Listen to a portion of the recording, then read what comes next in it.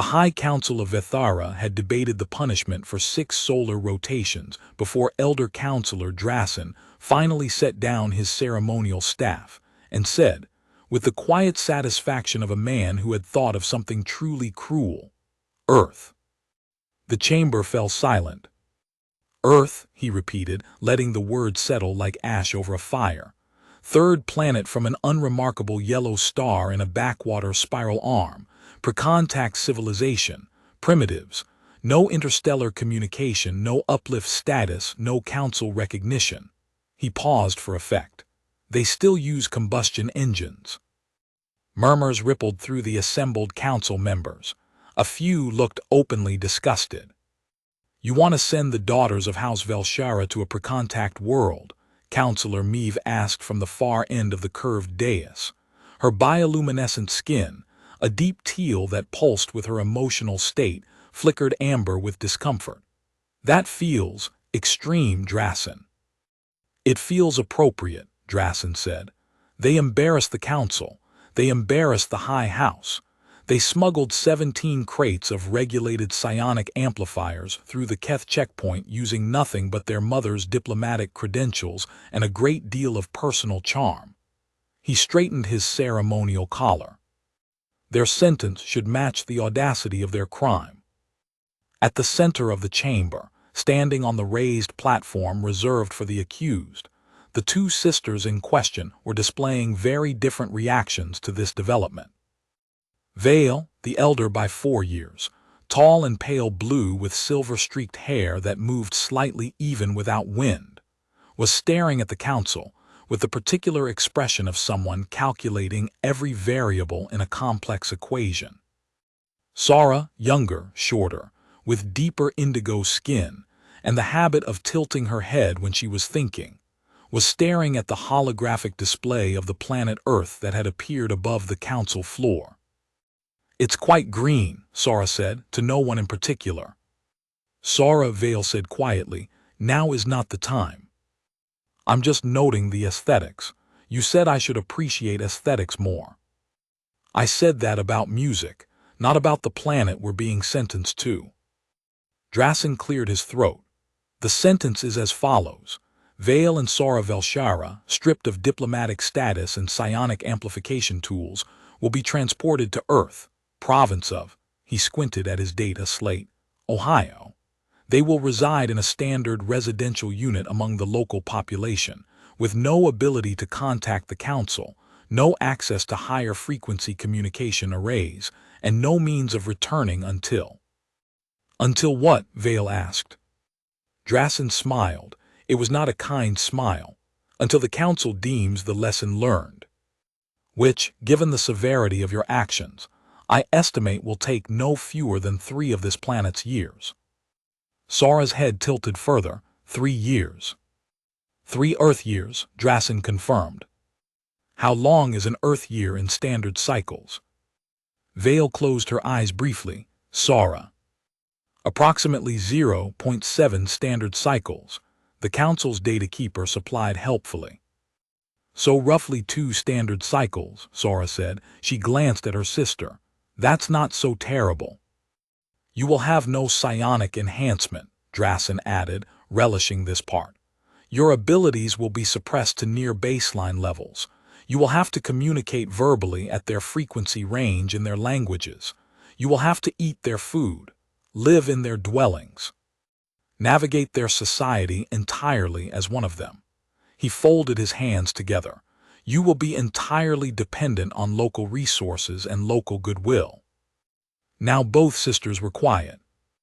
"And," Drasen continued, because he clearly wasn't done, "you will have no forewarning about the nature of the planet or its inhabitants beyond what is in the standard per-contact briefing package, which is, of course, several decades out of date." The chamber erupted in soft approval. Even Counselor Meave looked impressed. Vale looked at Sara. Sara looked at Vale. "Earth," Vale said. "Ohio," Sara confirmed.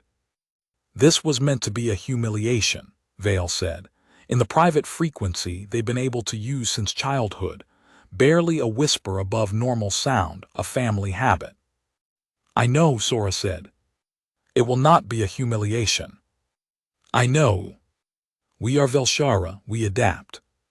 Sora nodded slowly, watching the holographic Earth rotate above them, blue and green and impossibly alive, looking for a pre-contact world. We adapt, she agreed. Then, what's a combustion engine? The apartment was on the second floor of a building called Clearwater Commons, which had nothing to do with clear water or commons of any kind. It was a beige three-story structure on a street called Maple Avenue, which did have several maple trees, so at least one thing was accurately named. The unit was furnished.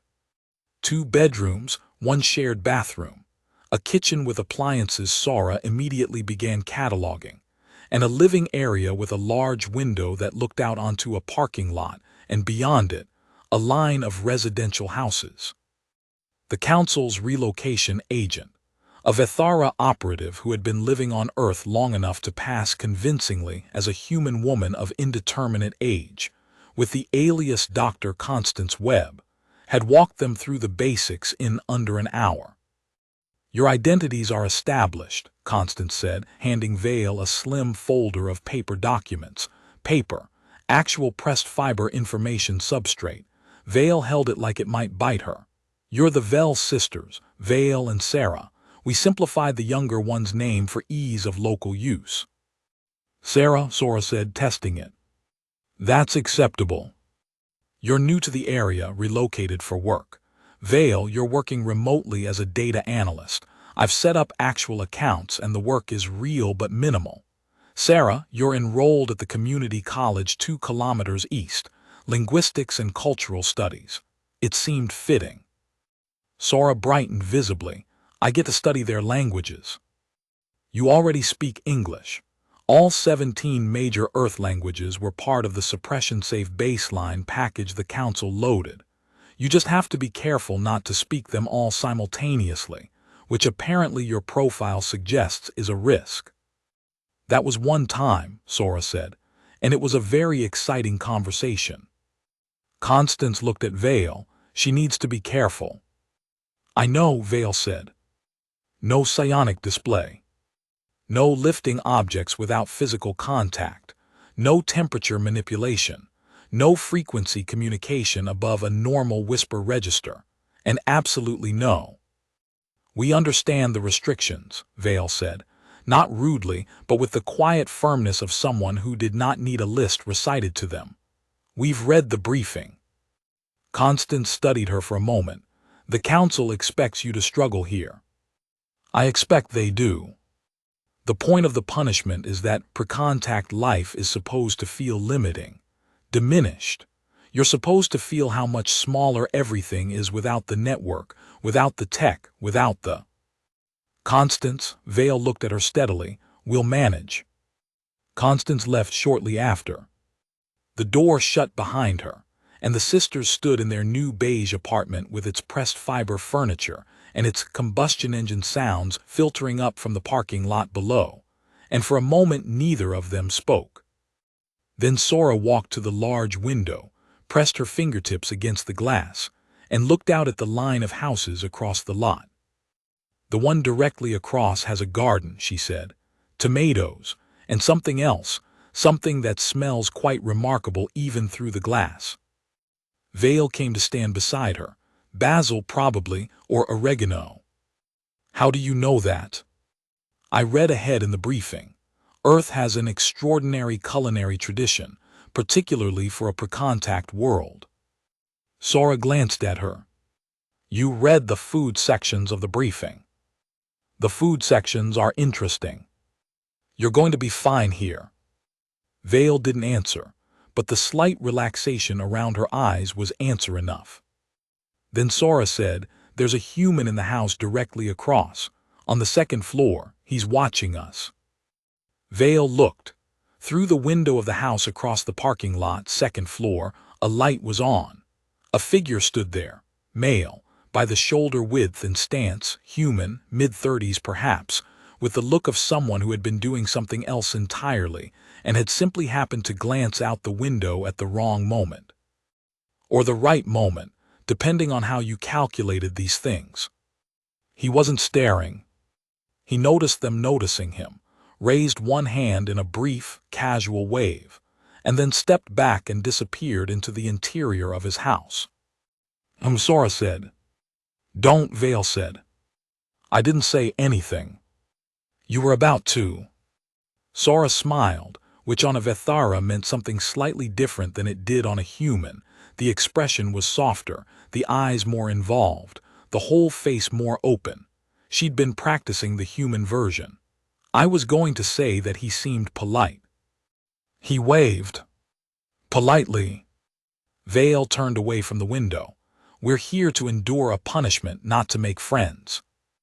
The briefing says humans are highly social creatures for whom community bonds are a primary survival mechanism, Sora said, following her. I think making friends might be mandatory for convincing integration. The briefing says a great many things. It says Earth cuisine includes something called a casserole that neighbors traditionally bring to new arrivals. It also says Earth has 4.3 billion people who have never met an alien and would likely panic if they found out they were living next to one. Details, Sora said cheerfully, and went to investigate the kitchen. His name, they discovered within 36 hours, was Marcus Cole. They discovered this not through any psionic intrusion. Their suppression made that nearly impossible anyway, and the ethics of it were questionable even at full capacity. But because Sora had gone to the building's shared mailboxes on the ground floor and found a misdelivered letter.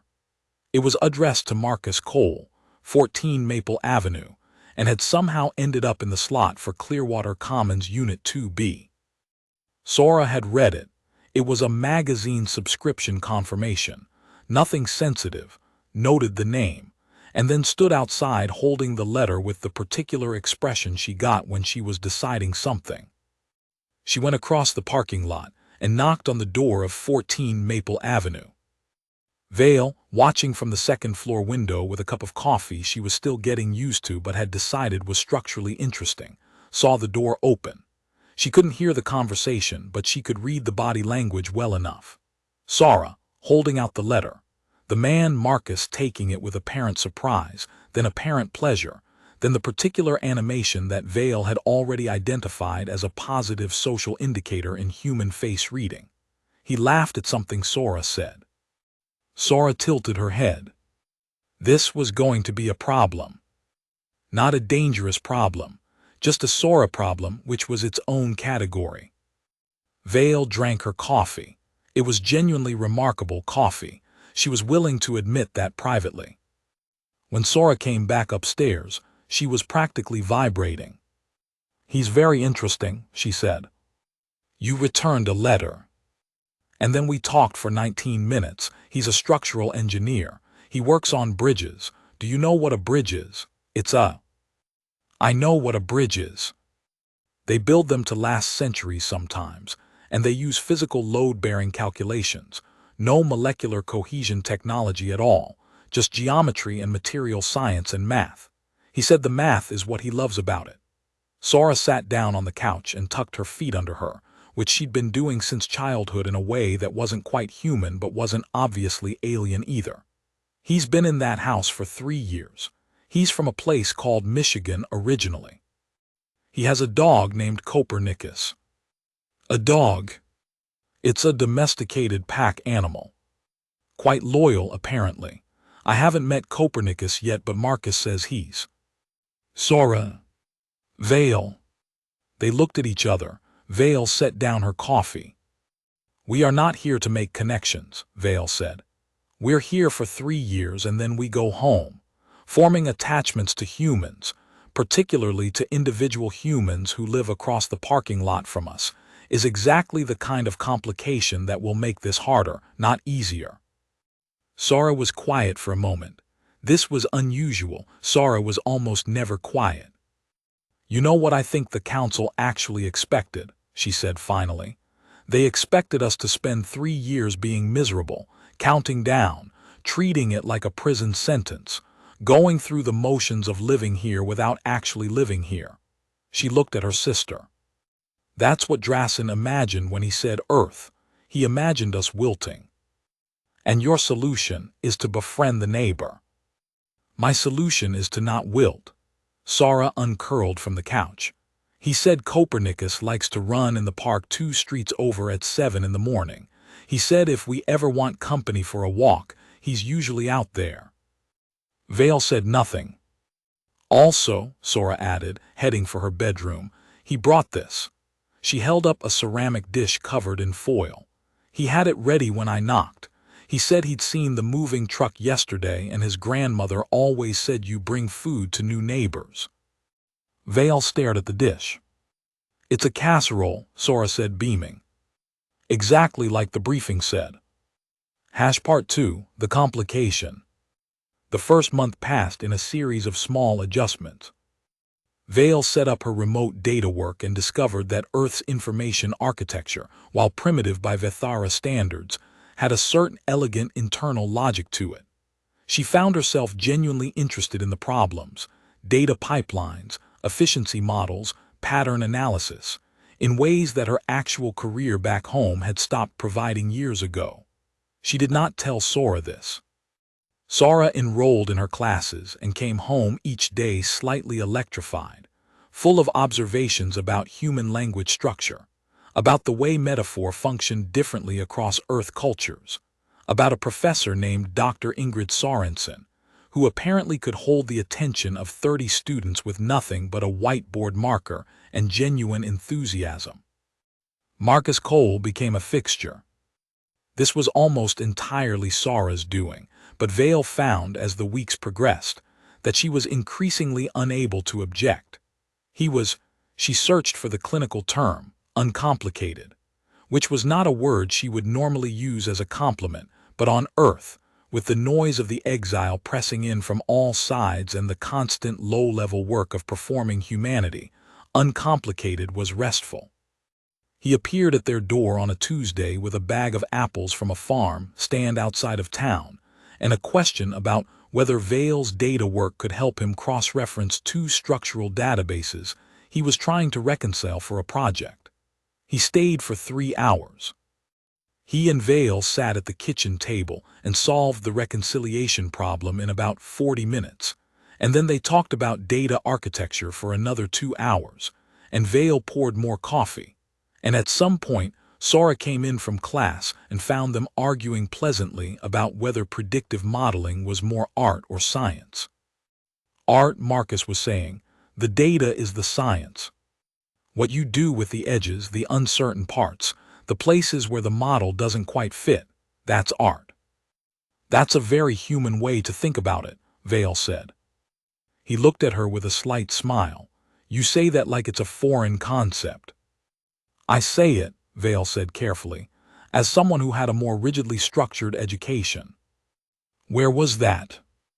Abroad. He nodded, accepting this with the equanimity that seemed to be his general mode of processing information he didn't have.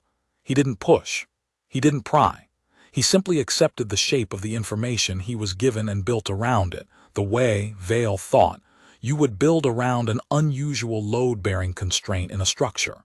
You didn't fight the constraint. You incorporated it into the design. He was, she decided, structurally clever in ways that extended well beyond bridges. This was the complication.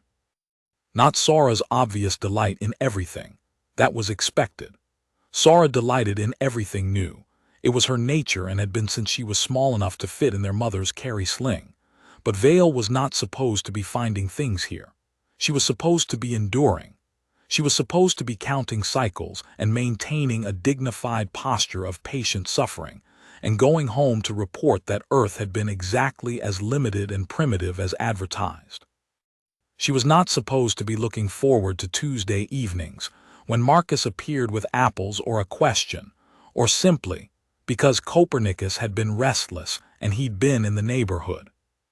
She was not supposed to notice the particular quality of his attention.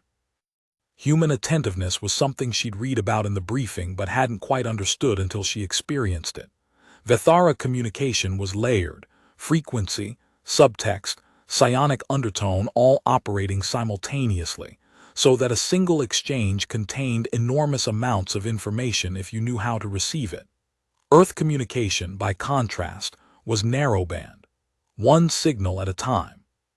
But perhaps because of that limitation, or perhaps despite it, Marcus Cole was a remarkably complete listener. He made eye contact. He remembered what you'd said 3 weeks ago and connected it to what you were saying now. He asked questions that demonstrated he'd actually been thinking about the last conversation. This was more intimate than it should have been. Sara noticed Vale noticing this. Of course she did. "You like him," Sora said one evening, not unkindly, as they washed dishes after a dinner that had been the four of them. Her, Vale, Marcus, and a friend of his named Dario who was visiting from out of town, and who had spent most of the meal teaching Sora how to play a card game. She then won 4 consecutive times. "I find him interesting," Vale said. "That's what you say when you like something, and you want to feel like you're still being clinical about it." "I'm always clinical." "You laughed 3 times at dinner." "Things were amusing." Sora handed her a pot to dry. "He likes you too. He's a social creature. He likes many people. He looked at you differently than he looks at other people." Vale dried the pot. "You are projecting human social patterns onto a situation you do not fully understand." "I'm studying human social patterns. Literally. My professor says I have a remarkable intuitive grasp of cross-cultural interpersonal dynamics." Sora paused. "She also said I sometimes seem like I'm from another country entirely, but she meant it as a compliment." Vale set the pot down. "We leave in 2 years and 8 months. I know. Anything we build here." "I know, Vale. I'm not being cold, I'm being honest." Sora was quiet for a moment, looking out the kitchen window into the dark parking lot, toward the lit windows of the house across the way. "What if the council's plan backfired?" she said. "What do you mean?" "They sent us here to be miserable, to feel small, to feel what it's like to live without all the things we take for granted." She turned to look at her sister. "But what if Earth isn't actually small? What if it's just differently large?" Vale didn't answer. "The casserole," Sora said simply. "His grandmother's rule. You bring food to new people. That's Vale, that's not primitive. That's one of the most sophisticated things I've ever encountered. The instinct to feed someone you've never met because they might need it." She shook her head. "We have that on Vethara too. We just wrapped it in so many layers of protocol and formality that it stopped feeling like care and started feeling like obligation." Vale looked at her sister for a long moment. "We still leave in 2 years and 8 months, she said. "I know," Sora said. "I'm not saying we stay, I'm saying we're here now." The thing about secrets, and both sisters understood this at a cellular level, having built a fairly significant smuggling operation on the ability to maintain them, is that they don't usually break all at once. They erode. Small chips, flaked off by accumulating pressure, until what remains is more holes than substance. Their secret began eroding in month 4. The trigger was Copernicus. The dog had developed a habit of sitting in front of Sora and staring at her with enormous focused seriousness, which Marcus said was unusual because Copernicus was a sociable animal who liked everyone but didn't usually study people. Sora, for her part, had developed a habit of talking to Copernicus in a frequency range just below human auditory threshold. Not quite psionic communication, nothing that violated the suppression, just a low hum that seemed to calm him, and that she found oddly grounding. This was not in itself dangerous. What was dangerous was the afternoon Copernicus hurt his paw on a loose piece of fence in Marcus's backyard, and Sora, without thinking, crouched beside the dog and ran her hands along his leg and said something very soft and very focused, and the swelling went down. Not entirely, not dramatically, but visibly and quickly. Marcus was standing 6 feet away, with the particular expression of someone whose engineering brain was refusing to reconcile what it had just observed. He started. Sora looked up. She saw his face. She understood immediately what she'd done. He was favoring it, she said. I pressed the swelling down, therapeutic pressure. There are techniques. You didn't touch the swelling. You held the leg above it. The silence lasted approximately 4 seconds. Sora stood up slowly. Copernicus leaned against her leg. Marcus looked at the dog, then at her, then at the spot on the fence where the injury had occurred, doing the structural engineering thing he did, running the load calculations, finding the inconsistency, building around it. Sora, he said. Marcus. I'm not, he stopped, started again. I'm not panicking, I just want to say that first. I'm not panicking, I'm not going to do anything dramatic, I'm just, he looked at her carefully. You're not from abroad, are you? It was not a question. Sora held his gaze. I need to talk to my sister, she said. Vale's reaction, when Sora told her, was 7 seconds of absolute silence followed by a very slow exhale. Well, she said. I know. I know. The suppression should have. It was minimal, the bare minimum of baseline, not a psionic push, just a resonance. The kind you do without thinking when an animal is in pain. Vale pressed her fingers to her forehead. What did he say? He said he wanted to talk. Tonight, he said. Sora hesitated. He said he wasn't panicking. He's a structural engineer. He doesn't panic, he problem solves. Is that good or bad? Vale dropped her hand. I don't know. They sat across from Marcus, in the living room of 14 Maple Avenue that evening. Copernicus lay between them all, his paw wrapped loosely in a bandage that was entirely unnecessary at this point, but that Marcus had applied anyway, possibly because having something practical to do had helped him organize his thoughts. He had made tea. Earth tea in mismatched cups, which Vale had developed an actual fondness for over the preceding months, and which she now noticed as evidence that some adjustment in her relationship to this planet had already occurred well before tonight. Okay, Marcus said, sitting across from them with his elbows on his knees and his hands wrapped around his cup. So, Sora said, I want to ask you something, and I want you to know that however you answer, I'm not calling anyone or posting anything online or doing anything alarming.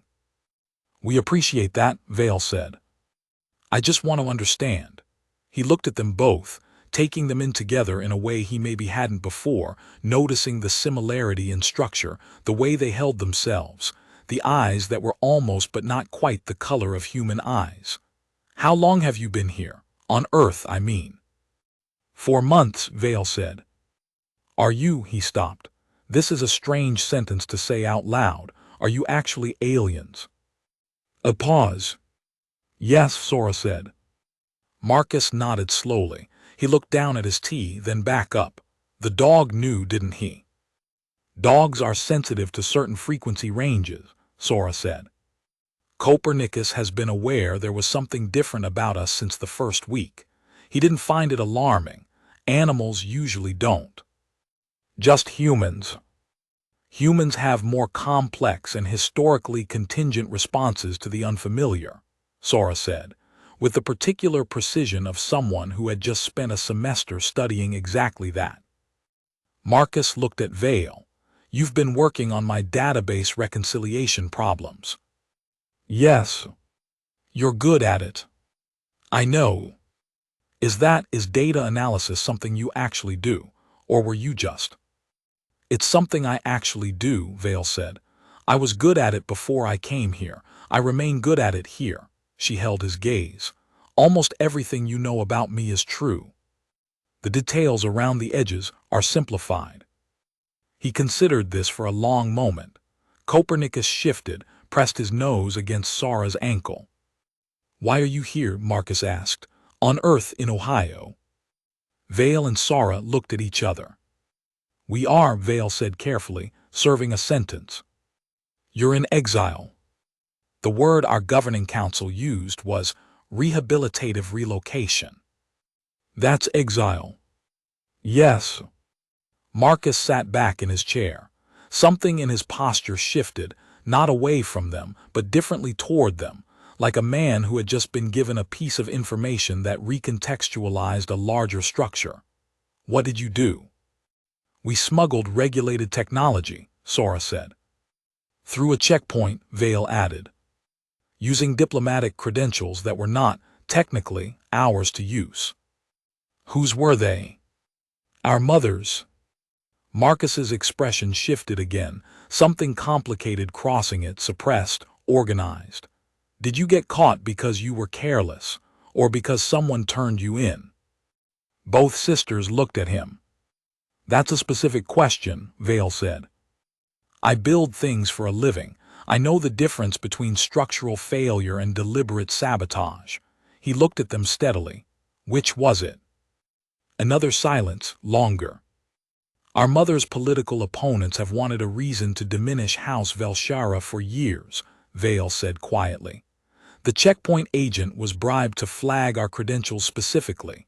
We were, she stopped. Set up, Sora said simply.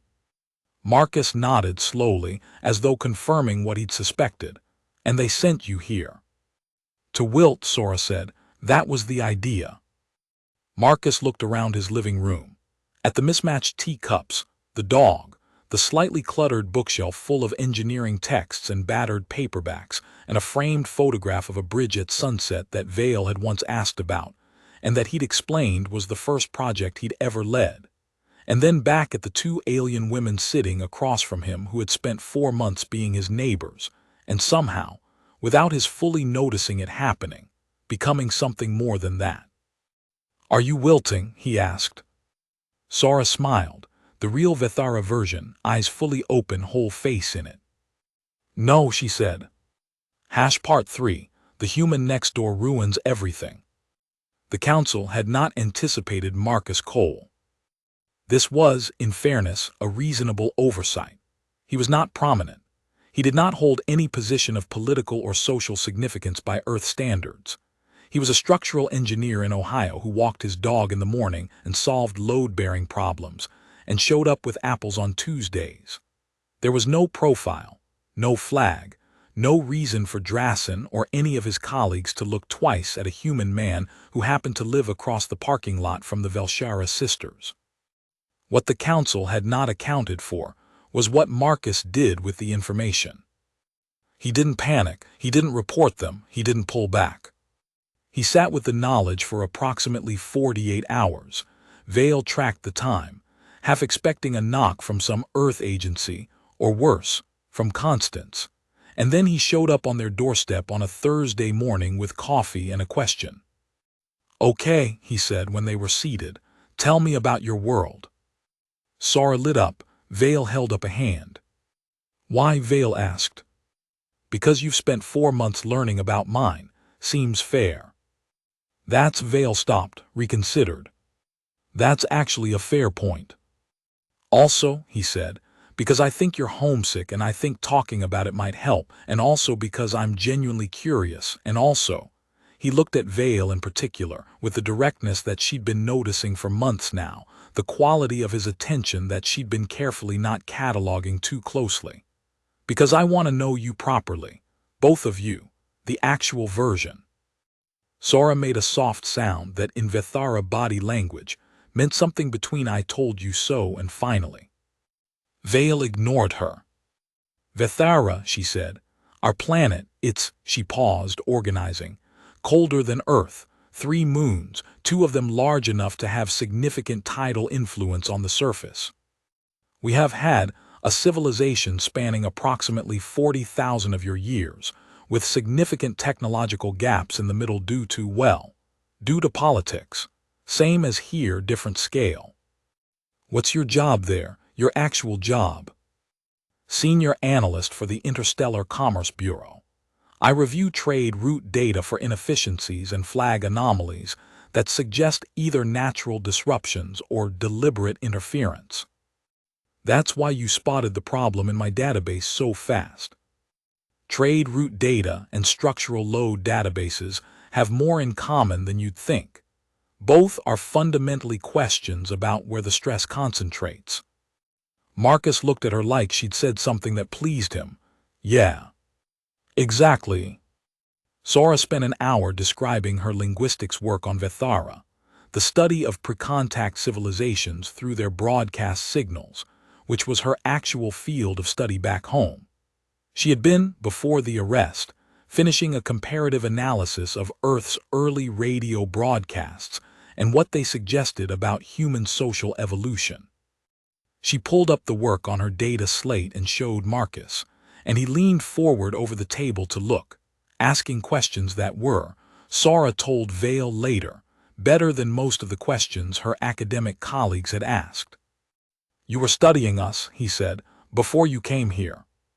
"From a distance," Sora said, "through the signals you've been sending out for about a century, radio, television, early internet broadcasts. The whole outer shell of your culture, visible to anyone with the right receivers. What did you think before you got here?" Sora considered this carefully. "Loud," she said, "chaotic, internally contradictory in ways that shouldn't work but kept working anyway." She tilted her head. "Beautiful, actually. There's something in the contradictions. On Vethara we've smoothed most of them out over 40,000 years. There's a loss in that, I think." Marcus was quiet for a moment. "Do you have a way to contact your people, your government?" "Constance," Vale said, "the operative who established our cover. She can relay messages to the council, but only in cases of genuine emergency. A social visit is not considered an emergency. And if you need to get out? If something went wrong?" Both sisters looked at him. "Why?" Vale asked. "Because I want to understand the parameters," he said simply. "I understand load-bearing problems better when I know where the exits are." It was, Vale thought, exactly the right way to frame it. What Marcus Cole did next was the thing that ruined Drasen's plan entirely, though it took several more months for the ruination to become visible. He started paying attention. He had always been attentive, that was his nature, but now he was attentive with context, and context changed everything. He noticed when Vale was tired in the particular way that meant her suppression was working too hard to maintain itself.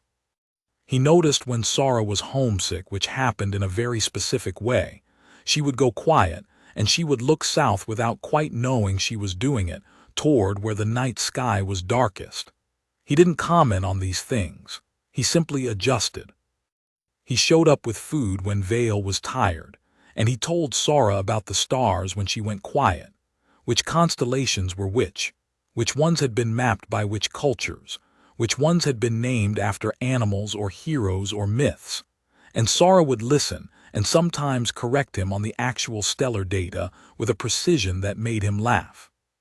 He introduced them to his friend network gradually, always with the same low-key framing, neighbors, new to town, and always with enough social scaffolding that neither sister had to do more performing than they were comfortable with. He translated things when translation was needed, but not so much that it became dependent. He was, Vale decided after significant reluctant analysis, acting like a person who intended to be in their lives for longer than a temporary arrangement. This was either admirable or terrible, depending on how you calculated it. She chose not to calculate it. The months moved, 7, 8, 9. A full Earth year completed itself, and then they were into the second, and the exile had changed texture the way a long journey changes texture once you stop counting the distance remaining and start paying attention to the landscape. Sora had taken on a second linguistics course and was writing a paper on code switching in immigrant communities that her professor called the most insightful undergraduate work she'd seen in 20 years. Vale had been offered more work, real work, consulting level, from a second firm that had been impressed by her data analysis on a project Marcus had forwarded her way. She had taken it, telling herself it was practical and not admitting even privately that she was interested in the problem. And Marcus was a constant, present in the way that structural elements are present, not noticed particularly until you consider how much weight they're bearing. It was on an evening in the 15th month, sitting on his porch in the particular warm darkness of an Ohio summer, that Vale finally admitted something. They were alone. Sara was at a study session. Copernicus was asleep inside. Marcus had lit 2 of the citronella candles that kept the insects at a manageable distance, and they were not talking about anything in particular, which had become comfortable between them in a way that Vale had stopped resisting several months ago. "You're going to miss this," Marcus said. Not a question, not quite a statement, more like a structural observation. "I miss things from home," Vale said. "I will miss things from here. That's what time does." "The time's changed for you, hasn't it, since the beginning?" She looked at him. The candle threw warm light, and he had that quality he often had of seeming entirely settled in whatever moment he was in. "What do you mean?" "You were counting down at the start. I could see it in you, like a project with a deadline." He glanced at her. "You're not counting down anymore." She didn't answer immediately. "Sara was right," she said finally. "She said Earth wasn't small, just differently large. She said it in the first month, and I was too committed to enduring to hear it properly." "What did you hear when she said it?" "I heard naivety." Vale looked out at the dark trees at the edge of the yard. "She was always better at paying attention to the present thing. I was always better at managing the longer arc. And now I think the longer arc has a present thing in it that I've been underweighting." Marcus was quiet for a moment, then carefully, "Is that me?" Vale looked at him. She noted, not looking away. "You're a significant variable," she said. He smiled. It was a quiet smile, the kind that didn't need to be large. "I know what significant variable means when you say it. You're very good at decoding my language." "I've had 15 months of practice." She turned toward him slightly. A Vethara gesture of directness, which he might not know the specific meaning of but which she thought he understood anyway, because he was Marcus and he paid attention. "We leave in 9 months, she said. "I know. What happens then is a complication I haven't solved." "Me neither," he said. "But I've found that with load-bearing problems, you don't always solve them in advance. Sometimes you build as far as the structure takes you, and then see what the next constraint requires." Vale looked at him for a long moment. In the candle light, with the quiet around them and the warm night and the sound of insects at the edge of the yard, he looked like exactly what he was. A human man who had known her for 15 months and paid attention, and shown up and not panicked and brought apples on Tuesdays. And Vale Velshara, senior data analyst in Exile, felt something in the carefully maintained architecture of her long arc planning quietly rearrange itself. "That's a very reasonable structural framework," she said. "I know," he said, and the smile was different this time, warmer, directed. And she let it land. Part 4, the plan that backfired. The council's check-in came in month 18. Constance arrived on a Wednesday morning, in the guise of a health inspector for the building, which gave her legitimate reason to enter without arousing suspicion. She sat across from both sisters in the apartment's small living room with a data slate in her hand, and the expression of a woman who was not sure what to make of what she was seeing. "Your suppression is holding," she said, reading the biometric report from the check-in scan. "Barely elevated baseline activity, nothing flaggable. Your cover identities are fully embedded." She looked up. "You've been employed." "Consulting work," Vale said. "Full-time equivalent." "Approximately." Constance noted this. "Sara, your academic profile is—" She looked at her slate with the expression of someone who had expected to write struggling and had found remarkable instead. "Your professor submitted your most recent paper to a peer-reviewed journal." Sora's eyes widened slightly. She didn't tell me that. She may not know you're here under unusual circumstances and may not have wanted to overwhelm you. Constance looked at them both, measuring. You've integrated. We were told to integrate. I was told to check whether the integration was surface level or genuine. The council expected. The council expected wilting, Sora said. Constance set her slate down. The council expected 18 months to have been difficult, isolating. They expected you to be eager to return. We are expecting to return, Vale said carefully, in 6 months. Yes, Constance looked at her. Are you eager? The question hung in the air. Vale held Constance's gaze and did not answer immediately, and in that pause, Constance, who had lived on Earth long enough to read the pauses, found her answer. The human across the way, she said. That's not, Vale started. I'm not reporting anything that falls outside my mandate, Constance said. He's a civilian, he's benign, and he hasn't done anything that threatens the mission. But Vale, she looked at her directly. He knows. He found out. How much? Everything that mattered. Constance sat with this for a moment, and he made tea, Sora said, and asked us to tell him about Vithara. Constance looked at the younger sister, then back at the elder.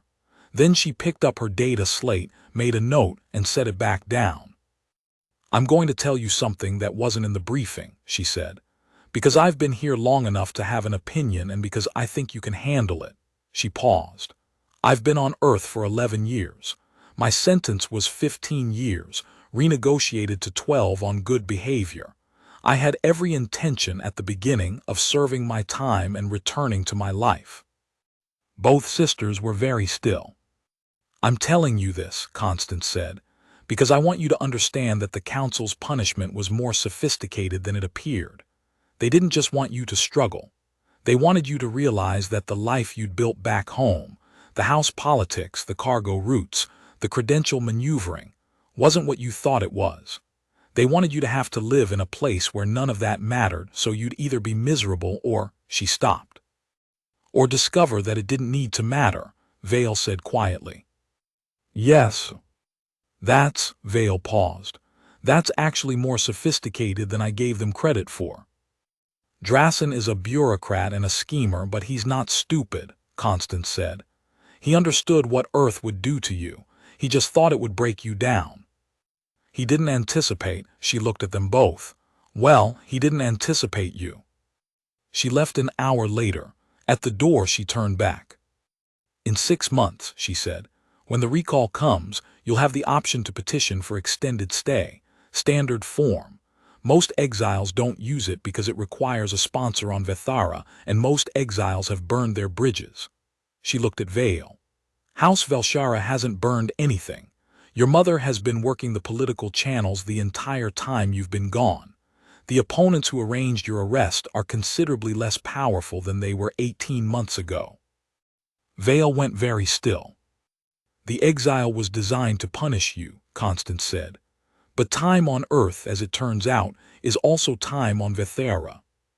Things move. She paused at the door. The extended stay petition is an option, not a requirement. I thought you should know it exists. She left. The sisters sat in silence for a moment. Our mother, Sora said finally. Our mother, Vale confirmed. She's been for 18 months. Yes. Sora was quiet. Then, if we petition for extended stay. It's more time here. It's more time here, Sora agreed. She looked at her sister, Vale. I know. What do you want? Vale stood and walked to the window, the parking lot below, the line of houses. 14 Maple Avenue, where the light was on in the second floor, where Marcus Cole was almost certainly at his desk, doing load-bearing calculations on a project that Vale had looked at last week, and had thoughts about that she was going to tell him on Tuesday. I want to go home, she said. Eventually. I want to see our mother and walk in the Velshara Hall and eat something grown on Vithara soil again. She paused. And I want 6 more months feels insufficient. Sora came to stand beside her. It's not the punishment that backfired, Sora said softly. Is it? It's the cure. They sent us here to be diminished and we found something that didn't diminish us. Something that didn't diminish us, Sora agreed. She leaned her head briefly against her sister's shoulder, a childhood gesture. What would you tell Marcus? Vale watched the lit window. The truth, she said, same as he asked for from the beginning. Epilogue, what the council got wrong. The petition for extended stay was filed in month 23, 3 months before the original recall date. It was approved within the week. Their mother had, as Constance said, been working the channels, and one of the newly relevant arguments in House Velshara's favor was that Councillor Drassen's original sentencing recommendation had been based on intelligence provided by the same political opponents whose influence was now substantially reduced. The sentence itself hadn't been overturned. The crime was real. The consequence was real. But the malice behind the specific choice of punishment was now part of the record. Extended stay, under the circumstances, was quietly supported by several council members who had been privately uncomfortable with the severity from the beginning. They would return to Vethara at month 36 as originally sentenced. The extension bought them another year, an Earth year, 1 full orbit of the yellow sun, in the apartment on Maple Avenue. Sora's paper was published in a linguistics journal in the 24th month. Under the name Sarah Vell, they'd asked the editor if a pen name was acceptable. The editor had said yes. Sora had been delighted. She was invited to present at a conference in a city called Chicago that required a 5-hour bus journey, and that she subsequently described as the best 36 hours of her Earth residency so far, because she had given the presentation entirely in English with 2 borrowed words from Vethara that no one had noticed weren't Earth languages, and the audience had asked questions for 45 minutes, and afterward a professor from a university in Germany had asked for her contact details.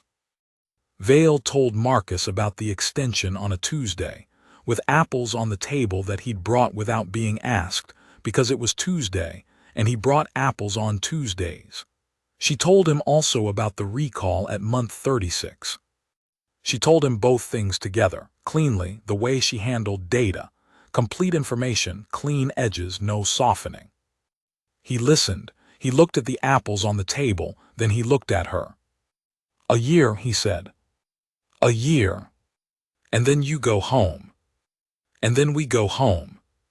He was quiet for a moment, doing the structural calculation.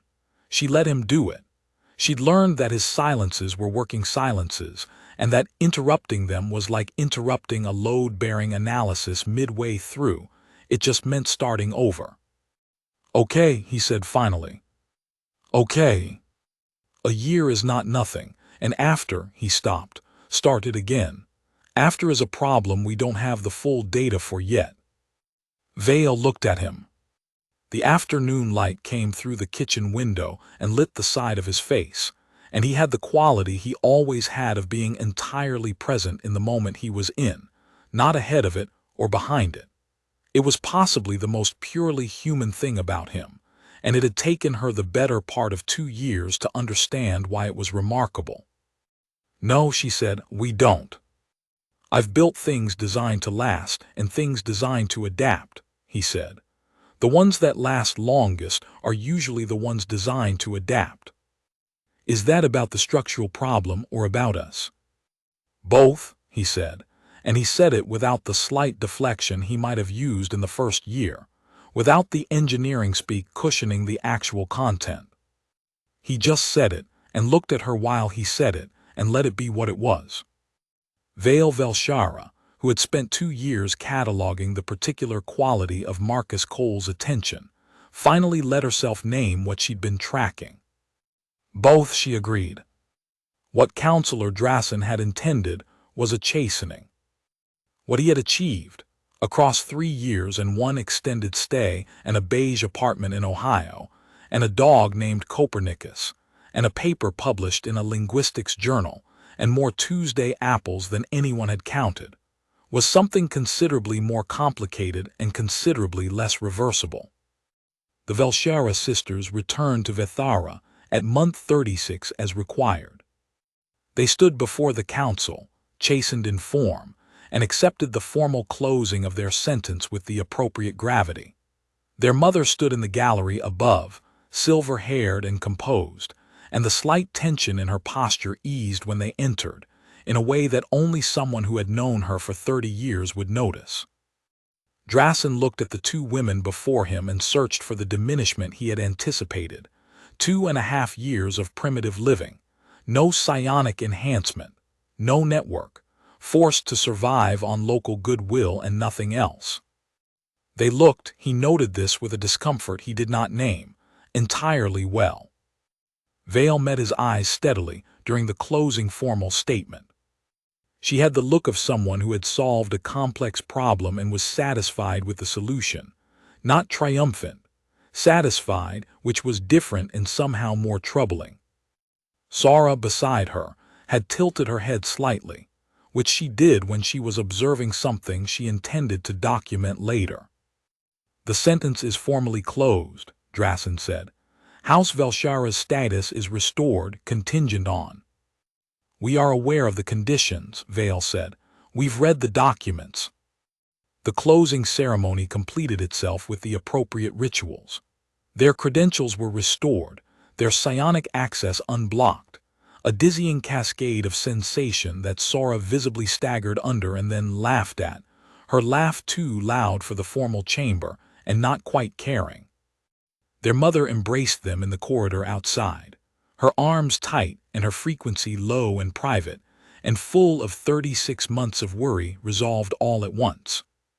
"Well," she said, pulling back to look at them both. Sara smiled, the real version, the one she'd been able to use without translation for 2 years now. "Earth is remarkable," she said. "The people are loud and contradictory, and they build bridges with nothing but geometry, and they bring you food when you arrive." Their mother looked at Vale. Vale was quiet for a moment. She was thinking, she knew, about apples on a table in a kitchen in Ohio, about load-bearing problems and adaptive design, about a lit window across a parking lot that had been the first thing she'd seen, and probably the last thing she'd think about before she figured out whatever came next. "Earth is not small," she said. "It's just differently large."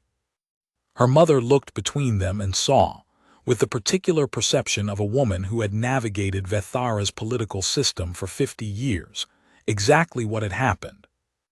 "Oh," she said. "It was supposed to break us," Sara said. "It didn't." "No," their mother said, with a look at Drasen's retreating formal robes across the corridor, and the particular tone of someone storing information for later use. "I can see that." The plan had backfired. Fully, completely, in all the ways that mattered. And on the other side of the dark between stars, in a house on Maple Avenue in Ohio, a structural engineer named Marcus Cole sat at his kitchen table on a Tuesday with a bag of apples he had bought out of pure habit, doing load-bearing calculations and building, one careful variable at a time, toward whatever the structure required next. Tilde 9. 650 words, minutes at 160 WPM asterisk. Film DNA source, Snakes and Ladders 2016, vibe mood extraction only, no plot, characters, or IP carried forward.